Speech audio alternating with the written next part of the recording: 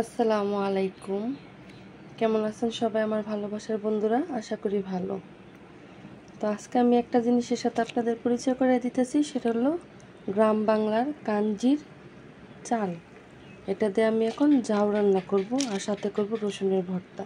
তো আইয়াদের বাবার এটা খুবই পছন্দ, বিশেষ করে আমার শাশুড়ি এগুলো অনেক বেশি পছন্দ করতো। তো চালটা আমি ভিজিয়ে রাখছি সপ্তাহখানিক হবে। তো এই চালটা ভিজার পরে এখন আমি এটা শিলপাটায় বাইটা নিব।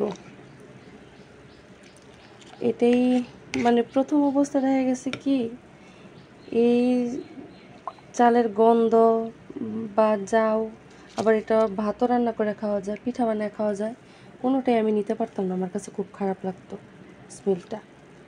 কিন্তু একবার আমি অনেক ধুয়ে যাই, অসুস্থ হওয়ার পরে দুনিয়ার এত কিছু রাইখে আমার এটা খাইতে খুব ইচ্ছা করে।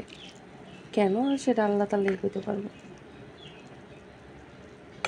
তো এখন আমি চালগুলা আবার একটু ধুইয়া তারপরে এটা আমি করে নেব, বাইটা নিব। কাঞ্জির চালগুলো আমি এই যে শিলপাটায় বাইটা নিচ্ছি। তো এখানে যে এইটুকু একদম মিহি করছি, এটা দিয়ে পিঠা বানাবো। এটাতে একটু লবণ দিব, লবণ দিয়ে তারপর যে জাউটা রান্না করবো সে পানিতে আগে দিব, দেখাবো আমি আপনাদের। আর এখানে আদা বাটা করছি কিছুটা, এটা জাউ রান্না করব। তো এই তো দুইভাবে বেটে নিলাম। কাঞ্জি জাউটা রান্না করার জন্য আমি এখানে হাঁড়িতে এই যে গরম পানি বসাই দিচ্ছি, পানিটা গরম হোক। আর এখানে আমি একটু ওই যে লবণ দিয়ে দেবো, লবণ দিয়ে মিটা ভালো করে মাখায় নিব।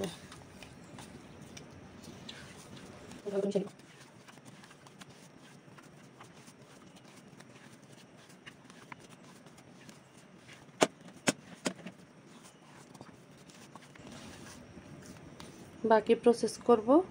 যে হয়ে গেছে মাখানো, পানিটা বলক হয়ে গেছে। তো এখন আমি এখানে দিয়ে দেবো খানিকটা লবণ। এখন আমি দিলাম এতটুকু, যদি লাগে তাহলে আবার দিব। তো এখন আমি বানাই নেব ওই যে পিঠাগুলো।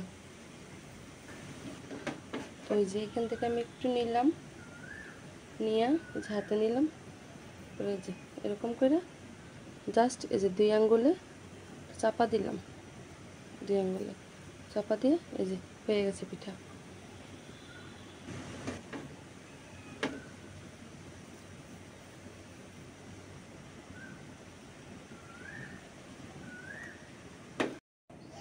অনেকক্ষণ হয়েছে, পিঠাগুলো দিছি সবগুলো ভালো করে বলক হয়েছে। এই যে পিঠাগুলো, এই যে পিঠাগুলো।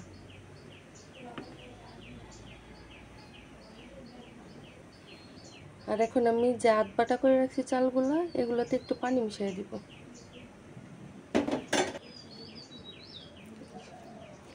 যেন দলা না পাকে ওই জন্য একটু পানি মিশিয়ে দিতেছি।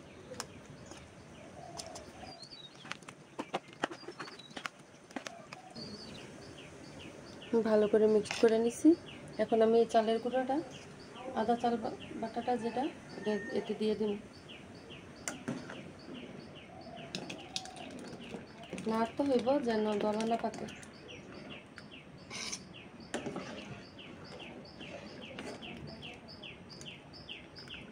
এই জিনিসটা ইয়াদের বাবা অনেক বেশি পছন্দ করে। এটা কিন্তু নাড়াতে রাখতে হইব যেন নিচে না লেগে যায়।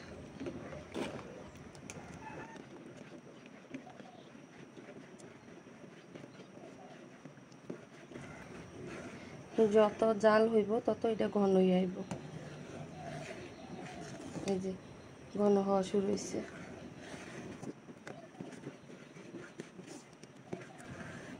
চুলার আঁচটা একটু কমাই নিতেছি যেন আস্তে আস্তে সিদ্ধ হয়। এই ফাঁকে লবণও টেস্ট করে নিতে হইব।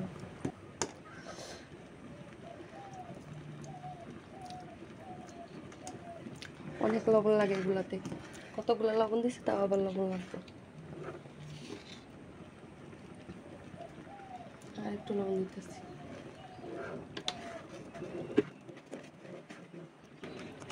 দেখেন কতটা ঘন হয়ে গেছে। এখনই এটা ঠান্ডা হইলে আরো ঘন হইব। এটা মোটামুটি রান্না শেষ, উঠে গেছে।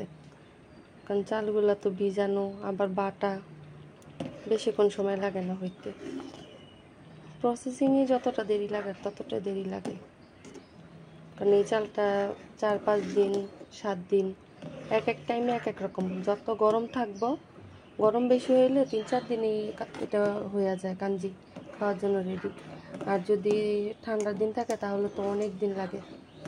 এটা যে একটা স্মেল আছে ওইটা সহজে হয় না। আর যারা কাঞ্জি প্রেমী তারা স্মেলটাই বেশি পছন্দ করে। এই তো পিঠাগুলো হয়ে গেছে। এখন আমি রসুনের ভর্তা করার জন্য রেডি করে নিব সব কিছু। এটা এখন আমি নামাই নিই, চুলা বন্ধ করে দিব। রসুনের ভর্তা করার জন্য আমি এখানে অনেকগুলো রসুন ফালি ফালি করে নিছি, মানে কোয়াগুলো ছাড়াই নিছি। আর এখানে শুকনো মরিচ নিছি অল্প, জাল যে যেরকম পছন্দ করে। আমি জাল খাই, কিন্তু আইয়াদের বাবা অনেক কম জাল খায়। আর পেঁয়াজ নিছি অনেক, কারণ ভর্তায় রসুন পেঁয়াজ বেশি হবে, মরিচ কম হবে। রসুনের ভর্তার জন্য আমি এখানে রসুনগুলা কোয়া ছাড়াই নিছি, এতটুকু মরিচ নিছি আর পেঁয়াজ নিছি। এখন আমি এগুলো রসুনটা আর মরিচটা টাইলা নেব। রসুনটা কড়াইতে দিয়ে দিতেছি।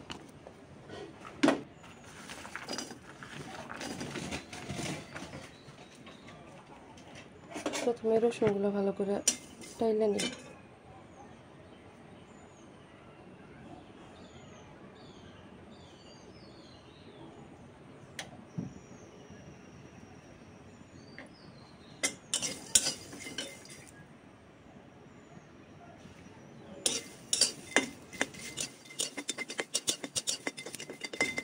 রসুনগুলো ফোটা শুরু করছে।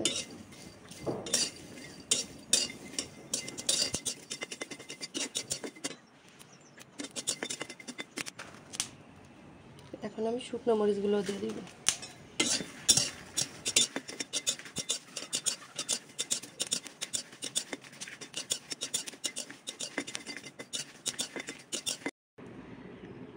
রসুনের ভর্তাটাও বানাই নিলাম। তো এটা একটা বক্সে রেখে দিই, বক্সে রাখলে গন্ধটা ভালো থাকে অনেকক্ষণ। আর এখানে যে জাউটা দেখেন কতটা শক্ত হয়ে গেছে, এই যে একদম গাঢ় গাঢ়।